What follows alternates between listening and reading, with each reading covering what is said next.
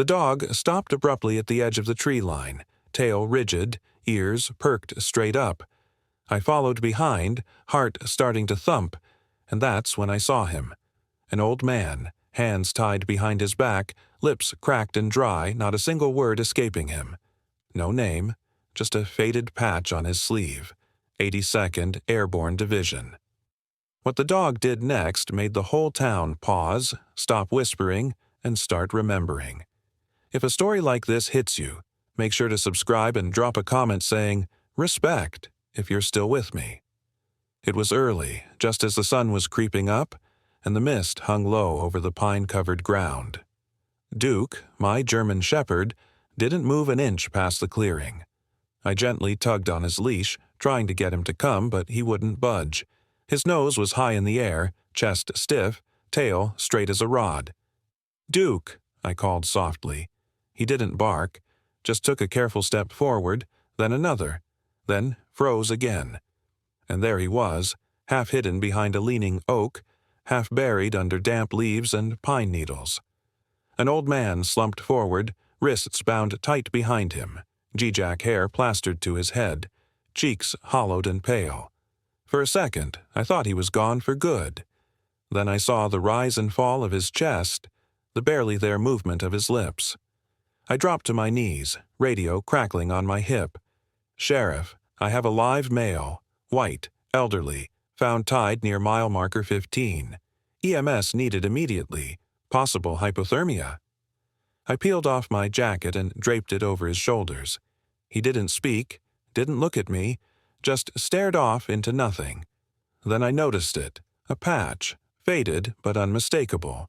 82nd Airborne Division. My breath caught. This broken, silent man had served. He had been a soldier. Sheriff Jack Carter arrived about 15 minutes later. By then, the EMTs were cutting the ties and gently sliding him onto a stretcher. Not a word from him, just holding onto the coat I'd wrapped around him. "Any identification?" Jack asked. "Nothing," I said. "No wallet, no phone, only this." I handed him the patch, now removed from the jacket. He held it for a long moment, quiet. The dog stayed close, watching the spot where we found him, like he knew something was deeply wrong, something personal. By 9 o'clock, the whole town had heard. They always did. EMTs hadn't even left Cedar Grove when the whispers started. Someone found an old man, tied to a tree. Some said he was just a drifter. Others noticed the military jacket. By the time Sheriff Carter returned to the station, 2 reporters were already waiting outside. He waved them off. No name, no statement, not until we figured out who he really was. Inside the station, I watched Emily pour herself a cup of stale coffee, her hands trembling just a little. She hadn't stopped thinking about the old man's eyes, the way they barely blinked, the way they seemed to look right through her, like he wasn't sure if he even belonged in this world anymore. They'd brought him to Cedar Grove Medical Center. He was stable, just barely responsive. No identification, nothing at all except that worn patch and the bruises covering his arms and temple. "He didn't wander out there on his own," Emily said, standing in the doorway of Jack's office, voice quiet but firm. "Someone put him there. This was done on purpose, planned." Jack nodded, eyes heavy. He understood. In small towns, people don't just disappear from memory. Yet somehow, no one seemed to know this man. At least, not yet. Out in the kennel behind the station, Duke still sat rigid, eyes fixed on the woods. He hadn't eaten. He hadn't laid down. Every time someone opened the back door, his head shot up, staring toward the tree line. "He wants to go back," Emily said softly. Jack looked at her. "Then let him," he replied. It was the nurse who first spotted it. A small faded tattoo on the inside of his left wrist. A date, then a name. Walker Jackman J. She told the attending physician, who told the charge nurse, who called the station. Within the hour, Jack was standing in room 214 at Cedar Grove Medical Center. Jackman lay still, eyes closed, an IV dripping slowly into his arm. Bruises marked his temple. Scrapes ran down both arms like someone had dragged him through the dirt. Jack pulled a chair close to the bed. "I don't know if you can hear me," he said, voice low, steady. "But I'm going to talk like you can." He took a slow breath. "Your name's Jackman Walker." We checked the records. Army, 86th Airborne, retired, Sergeant First Class, 2 tours in Iraq. Decorations included the Silver Star. Still, no response. But that didn't answer the biggest question, did it? "What happened to you?" Jack asked. "Who did this, and why?" He reached into his coat and pulled out a folded piece of paper. An old newspaper clipping from an Independence Day parade 8 years ago. There, on the float beside the American flag, stood Jackman Walker in full-dress uniform, proud and straight-backed. Back then, he was known, respected. Back then, he had a home. Jack flipped the paper over. The address listed was a farmhouse on Oak Ridge Lane. He sent Emily to take a look. The house was still standing, though barely. Paint peeled in long strips. Shutters hung crooked. The mailbox was gone. Inside, it looked like someone had left in a rush. Dust coating every surface, picture frames empty, a couch with a torn cushion, and in the corner, a cane snapped clean in half.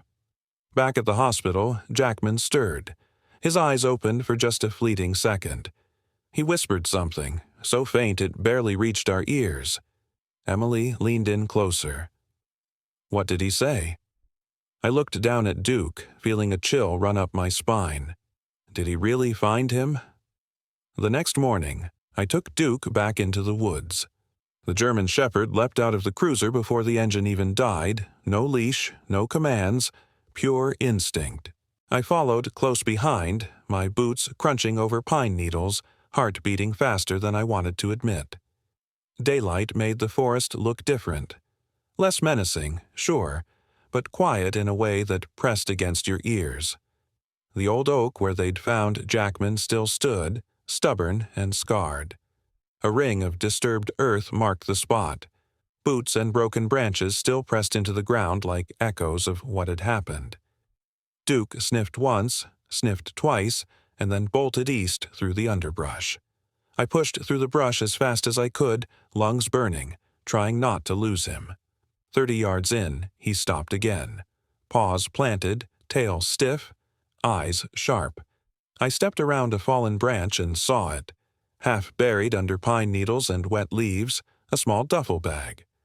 I crouched down and unzipped it. Inside, there was a tin of crackers, an old military photograph creased in the middle, a legal envelope, and a key. Careful, I opened the envelope.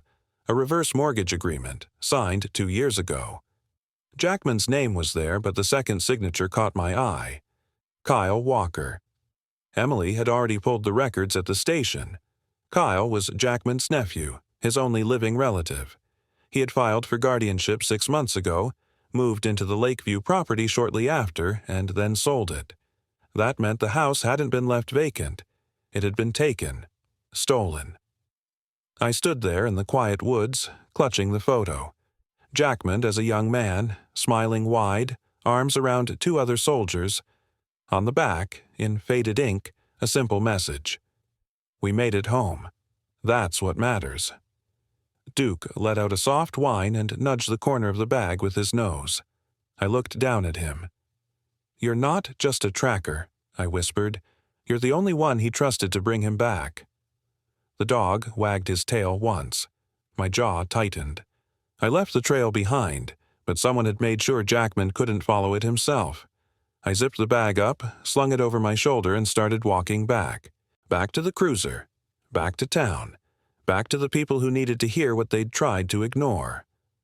Later, I sat across from Kyle Walker in a booth at the gas station cafe. The guy looked like he hadn't missed a meal since Jackman handed him the house. Pressed shirt, Bluetooth in one ear, keys to a new Ford on the table. He smiled when he saw me. "Sheriff, to what do I owe the honor?" I didn't return the smile. "I found your uncle." Kyle's face twitched. "Uncle Jack? I didn't even know he was missing." I slid the reverse mortgage agreement across the table. Looks like you knew enough to sign his house away." He shrugged, trying to play it off. "He wasn't all there. Hadn't been for years. Told me he wanted out." The smile on Kyle's face vanished the moment I leaned in. "You even went so far as to chain him to a tree," I said quietly. He froze. I tapped the old photograph I'd pulled from the duffel bag. "You sold the house, got power of attorney, but you forgot one thing." "What's that?" Kyle asked, trying to keep his cool. "A man like Jackman Walker doesn't just vanish without leaving a mark, and apparently he left one on a dog." I let my finger rest on the photo. "You ever serve, Kyle?" He scoffed. "No offense, but I didn't." "See the point?" I didn't flinch. He did 2 tours, saved lives, came home and built that house with his own hands. And you— I paused, voice steady. "You walked him right out of it and left him to rot." Kyle's eyes narrowed. "That's a serious accusation, Sheriff." "No," I said, voice calm. "That's a statement of fact. You didn't just rob a man. You robbed a soldier. You robbed this town of one of its own." He grabbed the envelope and stood up, chest tight. "You've got no proof." I stood as well. "Maybe not the kind that holds up in court," I said, "but I've got 100 bikers out there who served with him and remember every bit of it. And I've got a town that's going to know what you did by sundown." Kyle took a step back. "What do you want?" I didn't raise my voice. "You're going to give the money back, every dollar. You're going to sign the house back over, quietly." He laughed. "And if I don't?" I nodded once toward the window. Kyle glanced out. Across the street, motorcycles lined the curb. Men in leather jackets stood shoulder to shoulder. No shouting, no signs, just watching. I tucked the photo back into my pocket. "If you don't, they'll handle the conversation," I said. The paperwork moved faster than anyone expected. By Thursday, the house on Oak Ridge Lane was back in Jackman's name. Kyle didn't fight it, didn't show his face. Rumor was he left town before the ink even dried. No press, no apologies, just silence. But the town remembered. By Saturday, a flyer appeared on the church bulletin board. Community cleanup, Lakeview House, Saturday at 7:30 a.m. No signature, no request for volunteers, just a quiet notice. By morning, the driveway was full. Old neighbors brought rakes and paint. High schoolers dragged out broken furniture, sorting what could be salvaged. A man from the hardware store left supplies with a simple note. "Tell him it's from Paul. 3rd Battalion, 45. Jackman sat on the porch, still weak, still quiet, but upright. Duke lay at his feet, head resting on his paws like he had never left. Sarah, the nurse who'd been with him since day one, knelt beside him with a mug of tea. "You okay with all this?" He looked out over the lawn. Kids painting the porch swing, a teenager patching shingles. He nodded once. "I didn't think anyone remembered." "They didn't," she said softly. "But they do now." Jackman reached into the pocket of his flannel shirt, pulled out the same photograph from the duffel bag and turned it over. He scribbled something on the back and held it out to Sarah, his eyes quiet but steady. "What's this?" I asked, holding the small piece of paper. "Just a note," Jackman said quietly, "in case I forget again." I smiled and read the words aloud.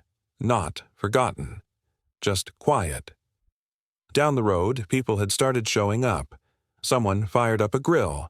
Another brought folding chairs. It wasn't a party, not really, but it felt like a little piece of life being put back where it belonged. I pulled up in my cruiser just before sunset and walked over to him. "You ready for what comes next?" I asked. He gave a faint, tired smile. "I already did the hard part," he said. "Now I just want to live where my boots still fit the floor." The town didn't do ceremonies much, and when it did, they were small. Maybe a ribbon, maybe a plaque. No spotlights, no speeches. But this one was different. It happened on a Saturday afternoon under the old oak behind the courthouse, the same tree where every Memorial Day the town honored its war dead. This time there were no flags at half-mast, no black ribbons, just folding chairs and quiet faces. Jackman sat in the front row, clean shirt, freshly shaven, boots polished. Duke sat beside him, vest pressed, badge gleaming. I stepped up to the microphone.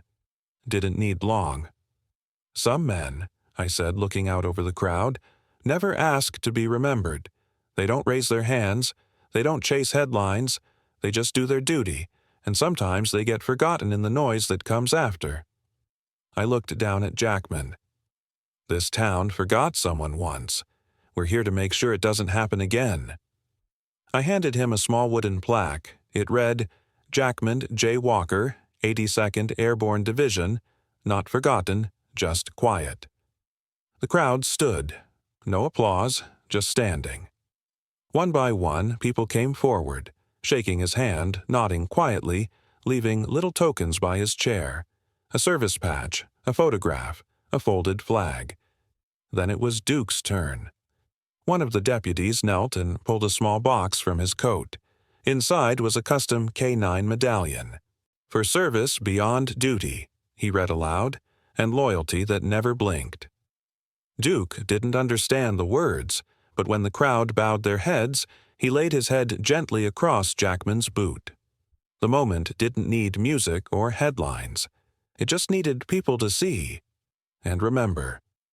That night, the porch light at Lakeview House stayed on, not because anyone forgot, but because someone had finally come home. Jackman sat in his old rocking chair, the one his father had made long before the war ever touched his life. Duke lay curled at the bottom of the steps. No vest, no badge, just a dog with tired eyes and a full belly. The town had gone quiet again, but it was the kind of silence that respects, not forgets. Sarah stopped by just before dusk, leaving a paper bag on the porch, soup, bread, and a note. "Same recipe your mama used. You're not alone anymore." Jackman chuckled softly. He picked up the bag, sank back into the chair, and gazed at the stars. No speeches, no parades, just being seen. And now he had been. He reached down and scratched behind Duke's ears. "You found me," he whispered, "even when I forgot where I was. Guess that makes you the real hero." The dog thumped his tail once and drifted off to sleep. Jackman leaned back, chair creaking gently beneath him. For the first time in years, the wind didn't sound hollow. It sounded like home. If you believe some heroes never stop serving, even in silence, subscribe and help us share the stories that still matter.